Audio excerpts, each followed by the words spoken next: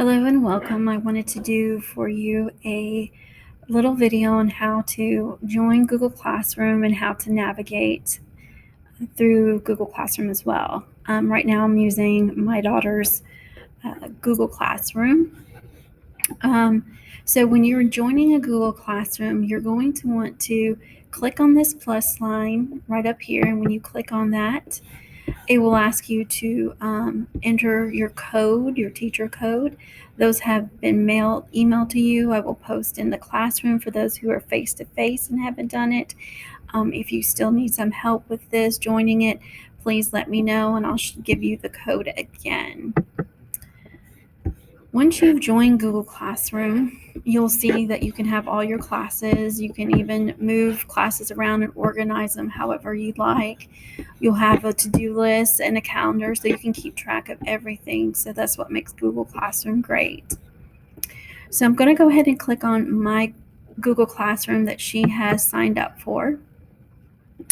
You will see here a stream that you will want to visit in the mornings. If you're remote, you'll want to go see here. I will post, I'll have the date and tell you what is expected for you to do. Typically, I'm going to give you a link to go to the Google site, which will lead you to where you're going to look at resources and information. And that could be watching videos, reading documents. You're going to get all the lesson parts for the day. And then you will go to Google Classroom for your actual assignments that you will do and post that will be for grades and for also checking on your attendance.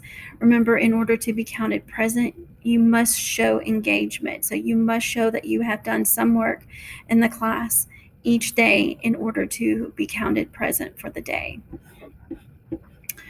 Okay, so I'm going to go ahead and go to the Google site. So all I have to do is click on Google Slides and this link, and now I am at the Google site page for my class.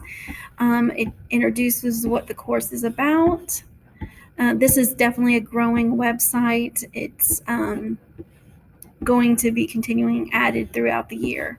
There is a link here for learner expectations. Here we have all learners, both face-to-face and remote, and the expectations that are specific for just remote and face-to-face. But all students should read through these because you never know at what time we may have to go remote or whenever we may hopefully get back to do all face-to-face. This is where you will be in the beginning in Unit 1. Our first unit's on survival, and you can see there's the weeks here. You will need to click on the week that we're currently working on.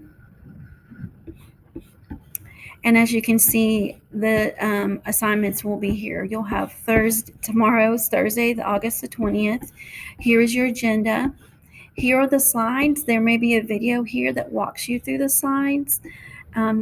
That I will speak to you through the slides and walk you through it. So you don't have to listen to the video. You can also just click through the slides, whatever you choose. But as you can see, the very first thing says warm up. Complete a Google form with the warm up prompt located in Google Classroom. So here's an assignment that is expected for you to do, and you're going to need to go to Google Classroom to do it. Well, how do I know what the warm up is? When I click on my Google Slides, and I will show you, here's the warm up for the day. This is what your page will look like, your agenda. You'll have the date, the agenda, the objective, and over here on the right hand side will be your warm up. So after you read through that and you see what the expectations are for you, if you want to go do the warm up, I'm going to go in Google Classroom and go to classwork.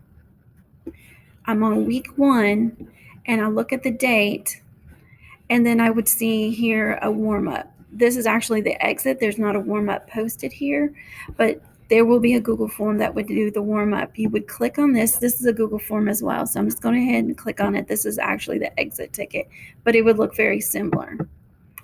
I will click on it, be sure to always read any directions that may be given. And then I will read through and answer the whatever I need to answer on the Google form. Typically, Google warm-ups will be a response, some kind of writing. So make sure you write in complete sentences and that you answer the prompt fully. And it will automatically send that. You don't have to turn it into Google Classroom. It'll automatically send it to me because it is a Google form. Now, if you go and have a worksheet, let's say week 2, let's say we're doing poetry. We're not, but let's just say we were. And it told you to go to your Google Classroom and complete the worksheet over the poem, The Red, Red Rose. You will need to, again, click on the week, click on the assignment, read any directions carefully. And as you can see, what's happened with this worksheet is making a copy for you automatically. So it's automatically named, giving your name on it. I can see it. You can see it. I can see as you're working. I can even watch you as you're typing. If I happen to get on the document at the same time, I can see how you're doing. I'm going to open up the document. I can even leave comments for you and let you know how you're doing, or you can add a comment like, I don't understand this.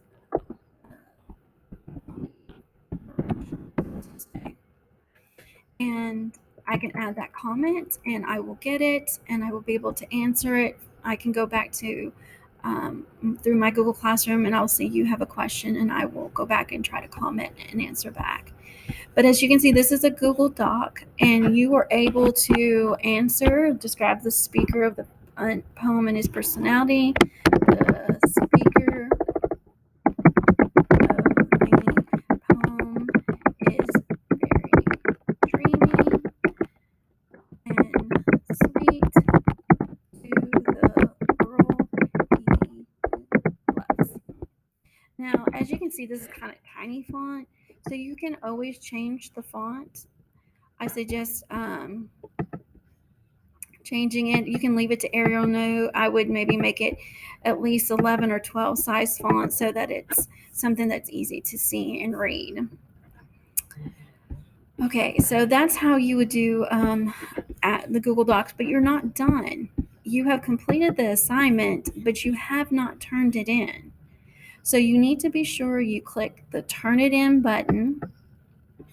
It will say, are you ready? Are you sure you want to turn it in? And you will turn it in. Click Turn It In again. And as you can, and now it's submitted. Now, if you try to go to the document, you can't change anything on it because it's been submitted and it's locked. It won't allow you to add anything. See, I'm typing and it won't let me type. So if you realize that you've forgotten something or you've left something out, that you need to fix, then all you have to do is go back to your Google Classroom, if I can get to it.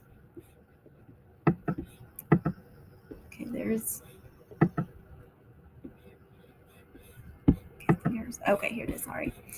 All you have to do is go unsubmit the assignment again, click on submit, give it a moment, and now you can go into the document and make any changes. But you have to remember to turn it back in, and you always have to remember deadlines. As you can see, there's a due date. This was assigned today, but it's not due to until August 28th. So you need to make sure you pay close attention to due dates. And even if you undo it and correct something, you need to repost it and turn it in again. So please do not forget that. All right, so I think that's about the main points for Google Classroom. Make sure you look at your stream, find your link to the Google site that will lead you to the resources, the videos, and information for you to study for the day, the slides you would need to maybe learn some kind of lesson for the day. And then always come here to Google Classroom, click on classwork, and here's where you will find assignments.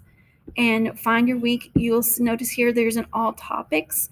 So you can always just click on the topic to jump to that subject or that week and see what assignments are there. Assignments are going to be pushed out daily, so there will not be assignments posted out for the entire week. So you will have to come every day and check on Google Classroom for your assignments. If you have any questions or need any help, please email me or text me through Remind, or even send me a message or comment through Google Classroom, which whenever is easiest for you. Thank you for listening to this, and hopefully this was a helpful video for you. Thank you.